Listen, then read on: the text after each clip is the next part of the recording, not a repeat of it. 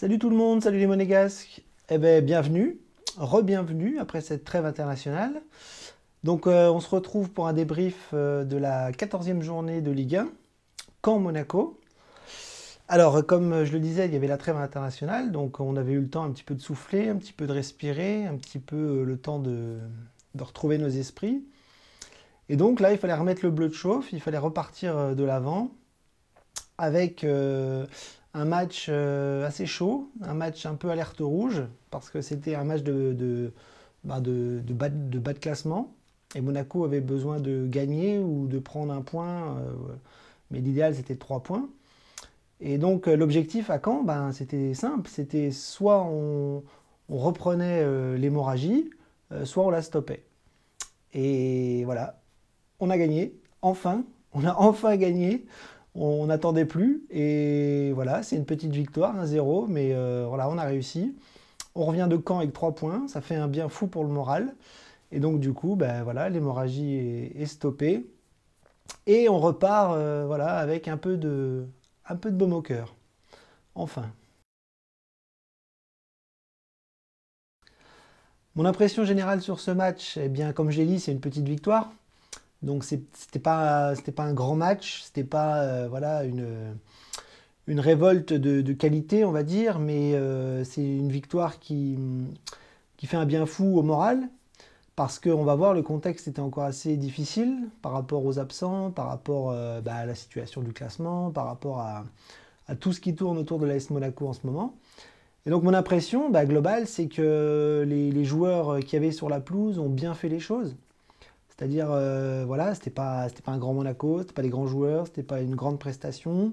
On s'est fait peur, mais globalement, on a été appliqué. On a eu l'impression d'avoir un Monaco qui a appliqué les séances d'entraînement ce soir. Et donc, voilà, ça a fonctionné. On n'a pas pris de but, on en met un, on gagne.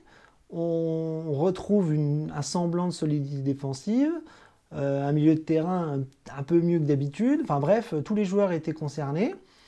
Certes, en face, c'était Caen qui n'a pas été extraordinaire, hein. Moi, j'ai trouvé un Caen extrêmement fébrile, extrêmement faible. Mais Monaco a fait les choses et on sait que Monaco, avec ces joueurs-là, avec l'ambiance et le contexte actuel, on sait que Monaco aurait pu le perdre ou aurait pu voilà, se prendre un but à la fin, ça a failli d'ailleurs, on va y revenir. Mais bref, voilà, une impression globale positive parce que les joueurs ont été appliqués, parce qu'il y a eu voilà, un vrai, une vraie mobilisation collective qui a payé. Voilà. Donc pour cette 14e journée, on avait encore un groupe un petit peu comme avant la trêve, c'est-à-dire que très peu de blessés sont revenus, il y en a qui sont revenus, mais très peu par rapport à la majorité. On avait quand même encore 11 absents sur le point médical, sur le point du médecin. 11 absents, c'est énorme.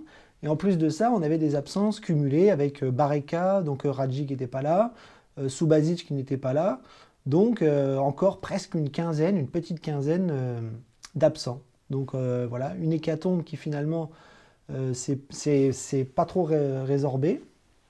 Et on se retrouve donc avec le retour de Golovin, voilà, qui lui revenait. Et si je dis pas de bêtises, il y avait Tillmans qui revenait aussi. Et Falcao était là aussi. Donc Henry a dû bricoler une équipe encore extrêmement difficilement avec les joueurs qui lui restaient. On a vu que dans le groupe, il y avait beaucoup de jeunes encore. Tous les jeunes étaient là.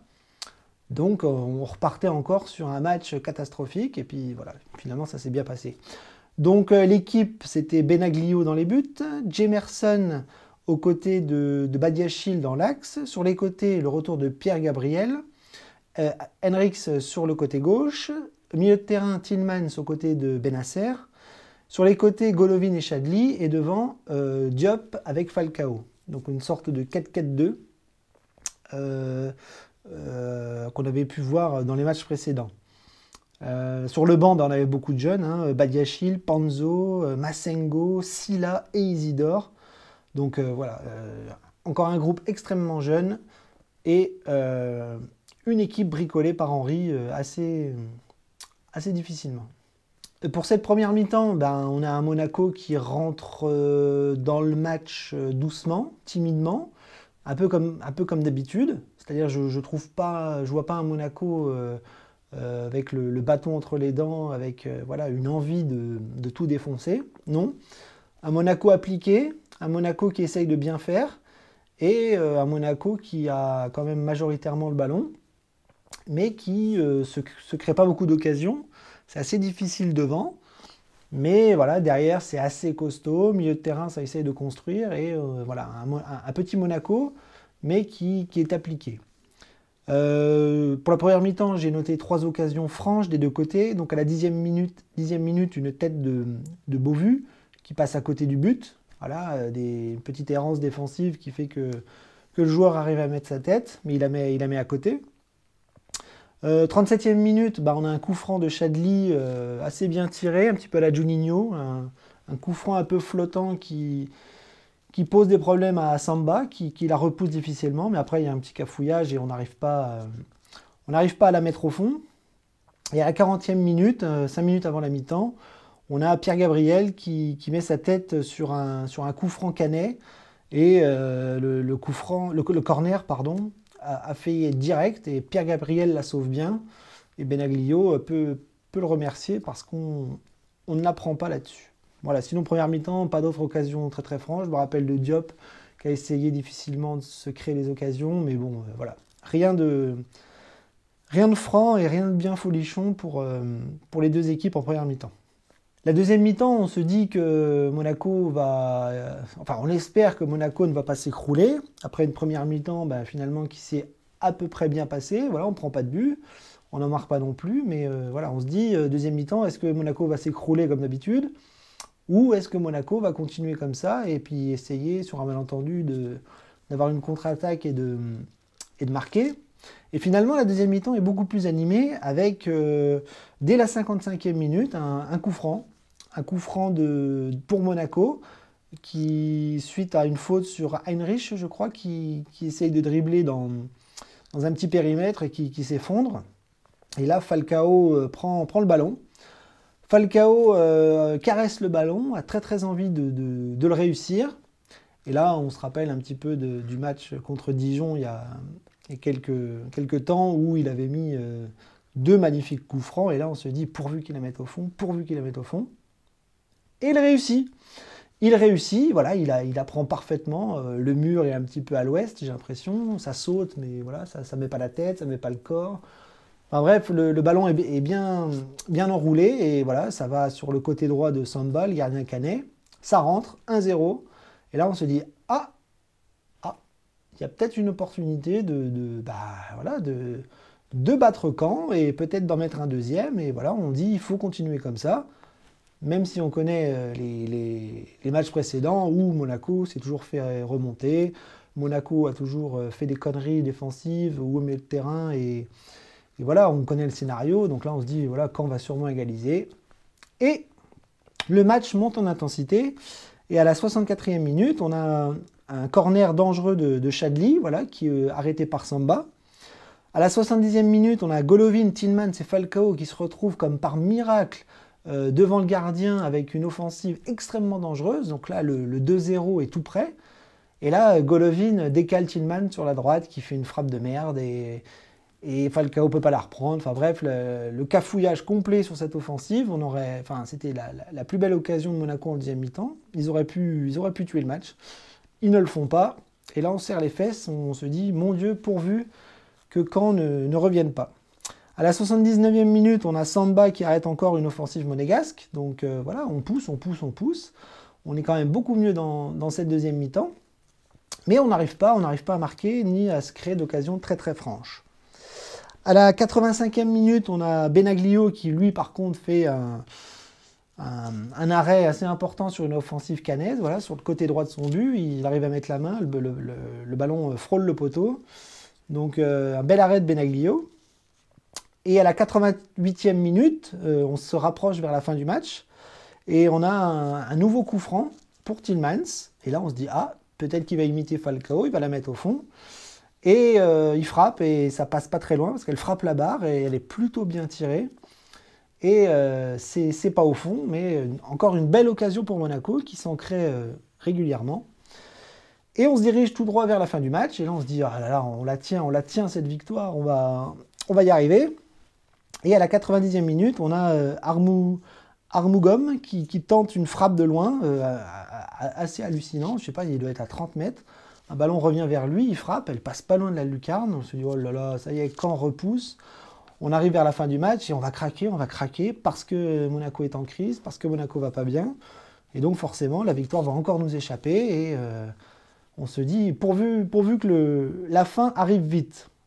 Mais la fin n'arrive pas vite parce que à la 91e minute, on a un but de Caen. Un but de Caen qui prend sur un cafouillage et un contrôle de la main ou sur un hors-jeu ou je ne sais pas trop quoi. Voilà, un but pour Caen. Tout le monde saute de joie, le public, le joueur et tout ça. Et là, on voit l'arbitre qui appelle la vidéo pour valider ou pour pas valider ce but-là. Et là, on est dans notre canapé, on se dit, mon Dieu, avec la poisse qu'on a, il va être accepté. Forcément. On a le chat noir en ce moment. Donc voilà, quand on va égaliser, l'arbitre va le valider, etc., etc. 1 minute, 2 minutes, 3 minutes, 4 minutes, voilà, l'arbitre n'arrive pas à... Les arbitres, pardon, n'arrivent pas à prendre leur décision. Et par miracle, le but est refusé. Et là, il reste 3-4 minutes d'arrêt de jeu. Monaco tient, Monaco pousse. Le match est fini, le match est plié. 3 points. On a gagné. Enfin. Et celle-là, elle fait un bien fou. Benaglio, je lui ai mis 6. Bah, j'ai trouvé qu'il a fait un bon match. Il n'a pas pris de but. Il a quelques arrêts à faire qu'il fait plutôt bien. Il a pas fait de bourde dans ce match-là. Donc voilà, un match correct. Pas un match flamboyant parce qu'il n'a pas fait 50 arrêts. Mais voilà, et ce qu'il avait besoin de faire, il l'a fait. Donc pour moi, une bonne prestation de Benaglio. Voilà, dans l'ensemble, il a aussi bien été aidé par sa défense. Mais voilà, un match correct. Donc 6. Une note plutôt bonne. Pierre Gabriel. Alors, Pierre Gabriel, ben, c'était un peu comme un retour, ça faisait longtemps qu'on ne l'avait pas vu. Et j'ai trouvé qu'il a fait un très bon match. Franchement, pour moi, c'est le meilleur de la soirée. Je l'ai trouvé très bon, je l'ai trouvé physiquement présent, je l'ai trouvé assez propre techniquement, des belles montées, des efforts défensifs, voilà, il a stoppé son attaquant à plusieurs reprises. Il a fait quelques petites erreurs, mais voilà, c'est pas trop méchant, mais moi j'ai trouvé qu'il était présent, qu'il était pas mal, et je l'ai même trouvé meilleur que Sidibé. Vous me direz, c'est pas très dur en ce moment, mais moi j'ai trouvé un super Pierre Gabriel ce soir, donc je lui mets un bon 7. Alors, Heinrich de l'autre côté, ben, je l'ai trouvé un petit peu en dessous, donc je lui ai mis 6. Ça reste une bonne note quand même, mais j'ai trouvé qu'il avait fait pas mal d'erreurs. Il s'est beaucoup projeté vers l'avant, donc on l'a vu plus devant que derrière. Mais voilà, il a perdu quelques ballons, il s'est fait un petit peu avoir par son attaquant lui aussi, un petit peu plus souvent que Pierre Gabriel. Mais voilà, globalement, il n'a pas fait un mauvais match. Voilà, et on sait qu'à gauche, il est moins à l'aise qu'à droite, je pense. Mais voilà, un match correct, pas extraordinaire, des petites erreurs. Une grosse présence offensive et je crois même que c'est lui qui apporte le but finalement parce que c'est lui qui rentre dans la surface pour essayer de marquer suite au coup franc et le but de Falcao. Donc voilà, un peu moins bien que Pierre Gabriel, donc 6. Alors je ne vais pas être très original parce que derrière j'ai mis pas mal de 6 et Badiachil je lui ai mis 6 aussi. Pour le coup, lui je l'aime bien. Je l'aime bien, c'est la deuxième fois que je le vois. Et voilà, il n'est pas extraordinaire, il est jeune, mais alors par contre j'ai trouvé très appliqué, il a parfaitement appliqué les consignes, il a fait son travail de défenseur axial, il a fait des bonnes relances, physiquement il est présent, notamment dans le jeu aérien. Franchement ce jeune-là, force est de constater qu'il est meilleur que Glick. Il est meilleur que Glick. Glick est à la ramasse en ce moment. Et lui, il est peut-être pas extraordinaire, c'est peut-être pas un top player, c'est normal, il est tout jeune, mais il est appliqué, il fait le taf. Et à côté de Jemerson, ben moi je trouve que ça a fonctionné ce soir. Voilà. Donc un 6 encourageant, et voilà, pour moi c'est une bonne note pour ce gamin. Bah, Jemerson, pareil, c'était lui le patron de la défense centrale ce soir, aux côtés d'un gamin comme Badiachil. Et bah, pour le coup, lui, le fait d'être axe droit, je l'ai trouvé meilleur. J'ai trouvé qu'il a eu pas mal d'interventions défensives importantes, hein. Il s'est imposé de la tête, du pied, même au niveau du corps, il était présent ce soir. Donc pas d'erreur, pas de boulette, costaud sur les appuis, costaud dans sa défense. Il a bien épaulé Badiachil à côté de lui, donc une paire qui a fonctionné. Donc voilà, un 6 plutôt pas mal, hein. Voilà, c'est pas Glick à côté, c'est pas Jemerson, il n'est pas à gauche. Donc peut-être que son poste de prédilection, c'est axe droit et pas axe gauche. Donc 6. Alors Tillmans, ben, je l'ai trouvé un peu mieux que d'habitude. Donc de toute façon, je vais répéter un peu la même chose ce soir. C'est-à-dire que quand il y a une dynamique collective qui est positive, avec une victoire au bout, ben, tout le monde est un peu tiré vers le haut. C'est normal. Donc Tillman, j'ai trouvé qu'il avait une belle activité ce soir. On l'a beaucoup vu. Il s'est pas mal démené sur son milieu de terrain un petit peu côté droit. Enfin bref, il était assez omniprésent ce soir. Il a tiré des coups francs, il a fait des passes, il a essayé de jouer euh, sur les côtés, d'écarter. Voilà, c'est pas encore un Tillmans top niveau et parfait, hein. Voilà, il y a encore pas mal d'erreurs, pas mal de petites boulettes par-ci par-là dans le placement défensif par exemple, ou dans une vision du jeu un petit peu lente parfois, un petit peu molle, mais sinon globalement il était un peu mieux que d'habitude, hein. Donc pareil, un 6 encourageant, en espérant que ça le tire un petit peu vers le haut pour les matchs à venir. Benasser, alors Benasser, par contre, lui je l'ai trouvé un petit peu moins bien que Tillman ce soir au milieu de terrain. Il avait pourtant comment je dirais, un match symbolique ce soir parce qu'il jouait contre son ancien club, Caen. Il a joué à Caen l'année dernière et donc les médias avaient focalisé sur lui, même c'était lui qui était en conférence de presse. Et j'attendais un grand Aïd Benasser et ce soir je l'ai un peu moins vu. Il a été bon, il a été présent physiquement, voilà, au milieu de terrain, il était là, hein, mais par rapport à Tillman, j'ai trouvé un petit peu en dessous, donc je lui ai mis 5. Mais voilà, c'est pas un mauvais match, c'est pas un super match non plus. Pour moi, c'était un match moyen plus, on va dire. Mais voilà, je l'ai pas trouvé. Je l'ai trouvé même un peu énervé.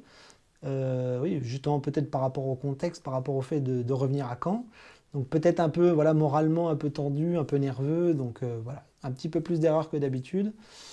Donc voilà, un 5. Allez, 5,5 si je pouvais, on va dire. Alors là, on va parler des joueurs qui fâchent un petit peu ce soir. Chadli, je lui ai mis 4. Alors, c'est pas qu'il a fait un match catastrophique, mais on a retrouvé les problèmes de Chadli, c'est-à-dire une certaine lenteur et on va dire un niveau un petit peu trop en dessous de ce qu'on attend. C'est-à-dire que sur son côté gauche, on a toujours l'impression qu'il est à 50 ou 60% de ses capacités. Donc un rythme très lent, un rythme très mou. Il va pas trop au contact, il tire beaucoup de coups de pied arrêtés, mais bon, il les tire pas trop mal. Mais ça reste, voilà, on peut pas résumer un match de Chadli que par des coups de pied arrêtés, des corners ou des coups francs. Il en a tiré un qui était plutôt pas mal, assez flottant là, mais dans le jeu, moi je trouve qu'il n'est pas encore assez présent et qu'il ne pèse pas assez sur les défenses adverses. Techniquement, il est pas maladroit, hein, mais je trouve pour moi, il en fait pas assez. C'est trop lent, c'est trop mou, et on a besoin de hargneux, on a besoin de gens qui galopent, de gens qui se déchirent, des gens qui vont au turbin. Et lui, on a toujours l'impression qu'il est pas trop intéressé par le match, qu'il est toujours un petit peu à côté de la plaque. Donc moi, ça me plaît pas trop ça. Et voilà, c'est pour ça que je lui ai mis 4 ce soir, même si voilà, il est dans une dynamique positive avec une belle victoire au bout. Je pense qu'Henri ne serait pas d'accord avec moi, mais moi, Chadli, voilà, j'ai quand même du mal. J'aimerais qu'il soit beaucoup plus présent physiquement. Alors le petit Diop, alors là, là ça me fait chier de ne pas être gentil, mais je n'ai pas aimé son match ce soir. J'ai pas du tout aimé son match ce soir, c'est-à-dire que la première mi-temps, il est dans un poste qui demande voilà, beaucoup d'activité. Il attire beaucoup les ballons, on lui en demande beaucoup, il doit orienter, il doit donner les ballons à Falcao, il doit avoir voilà, un rôle presque de 10 quand il est un petit peu derrière Falcao et un peu dans l'axe. Et là, ce soir, il a beaucoup combiné avec Golovin sur le côté droit. Un coup, c'était Golovin à droite, un coup, c'était Diop. Un coup, c'était Diop au milieu, un coup, c'était Golovin au milieu. Et ce soir, je trouve qu'il a perdu beaucoup de ballons. C'est-à-dire que tous les derniers gestes de Diop étaient ratés. Des passes, des tirs, des dribbles. Il s'est fait balancer physiquement. C'est normal, il est tout jeune, il n'est pas prêt physiquement. Pour moi, je l'ai déjà dit, il n'a rien à faire sous le terrain actuellement. Ce mec-là, ce gamin-là, il faut le mettre petite dose par petite dose, mais là, manque de bol, on le met titulaire et on le fait jouer beaucoup et on lui en demande beaucoup. Ah ben, ce soir, on a vu ses lacunes, on a vu que c'était compliqué pour lui, et donc j'ai pas aimé son match, je lui ai mis 4, parce qu'il a tout raté. Parce qu'il a tout raté, en tout cas les derniers gestes. Et voilà, je me souviens d'un face-à-face dans la surface qui rate, des ballons, des passes ratées, des dribbles qui n'amènent à rien, une touche de balle, deux touches de balle un peu de trop. Et donc du coup, c'est toujours le mauvais choix. Donc voilà, Diop qui pour moi a raté son match ce soir, malgré voilà, beaucoup de responsabilités pour ce petit. Alors Falcao, Falcao, comment le descendre après un but, après le fait de nous avoir donné la victoire ce soir. Mais bon, Falcao, je lui ai mis 6 pour son but, mais j'ai trouvé qu'il a eu un match difficile quand même. J'ai trouvé très fatigué. À la 60e minute, je l'ai vu complètement épuisé après 2-3 courses. Il soufflait. J'avais l'impression qu'il sortait des vacances et qu'il reprenait le football voilà, depuis une semaine. J'ai trouvé très fatigué, donc physiquement dans le dur, compliqué. Il s'est beaucoup déplacé, il a beaucoup donné aussi. Hein, c'est-à-dire qu'il n'est pas resté sur le devant de l'attaque. Je l'ai vu à droite, je l'ai vu à gauche, je l'ai vu redescendre, je l'ai vu remonter. Donc beaucoup d'activités. Mais voilà, pas d'occasion franche, pas des offensives extrêmement tranchantes, on va dire. Donc je n'ai pas trouvé que c'était un très bon match, mais il a marqué, mais il a donné ce qu'il a pu, et donc du coup je lui mets 6 pour son super coup franc. Et voilà, donc j'espère que les absents et les blessés vont vite revenir pour revenir derrière lui, parce que voilà, Diop, c'est pas possible. Et puis Golovin, on va voir un petit peu... Golovin, j'en ai pas parlé de Golovin. Je vais revenir sur Golovin. Alors oui, Golovin, Golovin aux côtés de Diop. Pour le coup, Golovin a été un peu meilleur que Diop, c'est-à-dire qu'on le sait, hein, techniquement il est meilleur, tactiquement il est meilleur, voilà, c'est un super bon joueur. Mais on a compris d'où venait son problème à ce garçon en ce moment, c'est-à-dire qu'il a déclaré dans les journaux que le championnat français était assez difficile physiquement. Ah ben oui, il a raison, c'est-à-dire que la Ligue 1 est un championnat de bourrin pour moi, c'est-à-dire que c'est très costaud, c'est très physique, on a quand même des bêtes qui maillotchent pas mal en Ligue 1, et donc lui avec son physique tout frêle, avec sa maigreur, avec son potentiel physique extrêmement faiblard, bah oui, il se fait bouger. Il prend des coups, il a pris des claques dans la gueule, il a pris des tacles, il a fait des fautes, il s'est arraché au maillot. Donc un Golovin en difficulté physique ce soir, donc c'est normal, c'est son défaut. Mais un Golovin qui a quand même une technique balle au pied assez exceptionnelle, très bonne, avec voilà, un bagage technique et tactique au-dessus de la moyenne. Mais voilà, ce joueur va devoir s'adapter à la Ligue 1 et à la difficulté physique de ses défenseurs et de ses joueurs qui maillotchent pas mal en Ligue 1. Donc un petit 5 pour Golovin. Pas un mauvais match, mais un match difficile sur le plan physique. Alors, je ne vais pas noter le petit Sylla parce qu'il est rentré un peu tard et qu'on ne l'a pas vu sur la fin, hein, c'est normal, il a peu joué et puis il n'a pas eu de ballon extraordinaire à exploiter.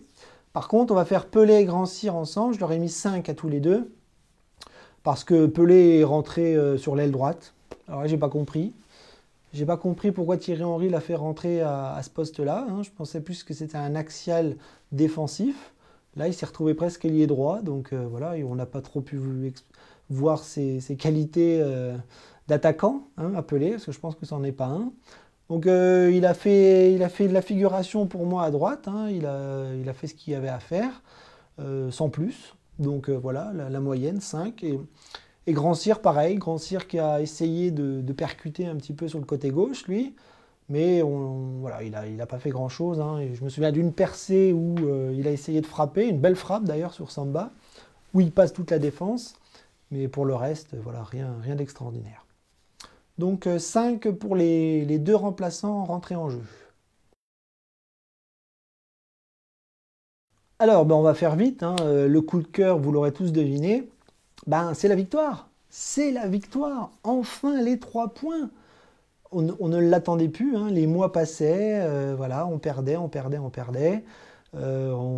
était dans une crise pas possible. Donc là, voilà, un vrai coup de cœur. 3 points, une victoire à l'extérieur. La trêve est passée. On repart sur une bonne note. Ça fait un bien fou pour le moral. Maintenant, attention, hein, rien n'est terminé, hein. On est toujours dans la crise, on joue toujours le maintien, on n'est pas sauvé, on n'a rien fait de fou, hein. On a juste gagné un match face à une petite équipe caennaise. Et il faut continuer, il faut surfer sur cette victoire et il faut aussi espérer que les blessés et les absents reviennent pour retrouver un groupe un peu plus costaud.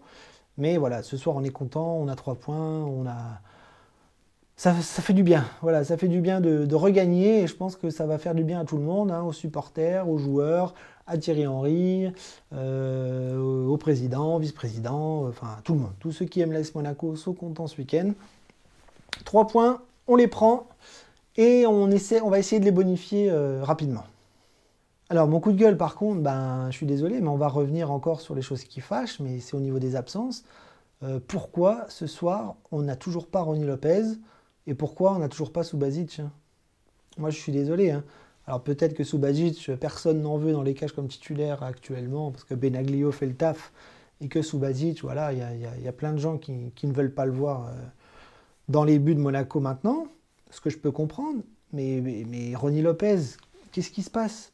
Ça fait 3 mois qu'on ne le voit plus. Alors, s'il y a un problème contractuel, administratif ou j'en sais rien avec lui, ben, ça serait bien qu'on le dise, qu'il le dise. Parce que nous, les supporters, on est comme des cons. On attend à chaque match son retour et il n'est pas là. Donc, à un moment donné, il faut arrêter de nous prendre pour des jambons, hein. C'est soit les dirigeants les ont placardisés et ils partent en janvier, on ne les reverra plus parce qu'il y a un problème de contrat.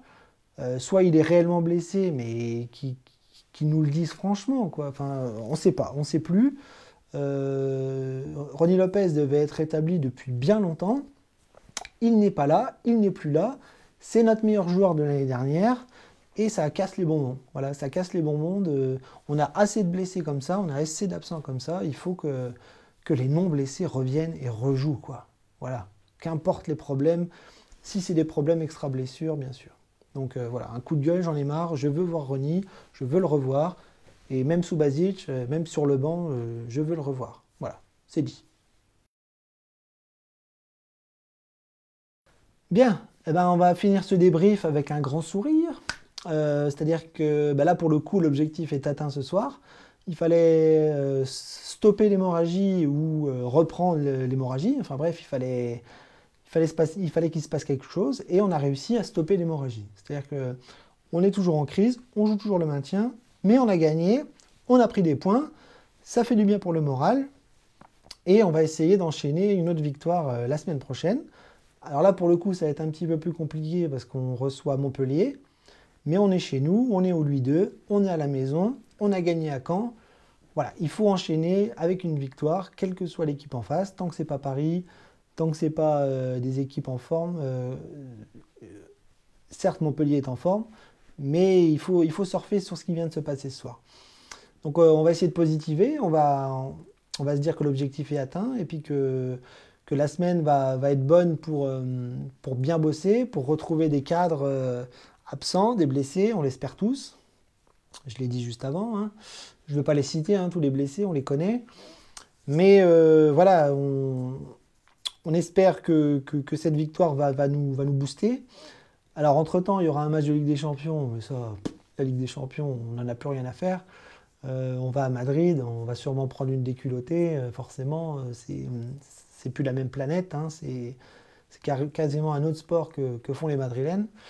La Ligue des Champions, on n'en a rien à cirer. Par contre, il va falloir éviter de se reblesser, il va falloir éviter de perdre des joueurs mercredi. Donc voilà, prendre l'Atlético de Madrid comme un bonus et bien préparer Montpellier pour continuer l'objectif sauvetage, maintien, etc. Voilà, donc je vous dis à mercredi soir, je vais essayer de faire le débrief. Peut-être que le débrief sera publié jeudi. Et voilà. Donc voilà, un grand sourire ce soir, on est content, on a gagné, on veut que ça continue. Certes, c'était pas un grand Monaco, mais c'est un Monaco qui était sérieux, qui a bien travaillé et qui reprend des points et qui donne du baume au cœur. Voilà. Donc Dagemonegu, on se retrouve jeudi pour le débrief de Madrid et de Monaco. Et en attendant,